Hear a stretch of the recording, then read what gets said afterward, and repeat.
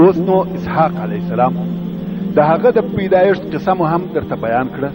او نور د ده علیه السلام د ژوند تفصیل نه دی را معلوم بې له دې څخه چې الله عز وجل اسحاق علیه السلام په قرآن مجید کې ذکر کړی دی او د سورة الانبیاء په 2 او 3 نمبر آیاتو کې فرمایي ووهبنا له اسحاق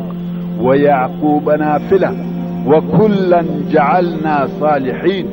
وجعلناهم أئمة يهدون بأمرنا وأوحينا إليهم فعل الخيرات وإقام الصلاة وإيتاء الزكاة وكانوا لنا عابدين.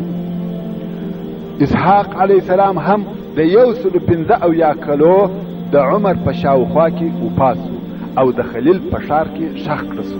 چې د فلسطین د ښارو څخه یو ښار دی مګر اسماعیل علیه السلام په مکه مکرمه کې ښخ کړه سو.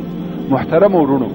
دا په تاریخ کې د هغه عظیم الشان نبی او رسول قصه وه چې د الله عز وجل په دربار کې معزز او مکرم و او دوی ابراهیم ابو الانبیاء علیه الصلاة والسلام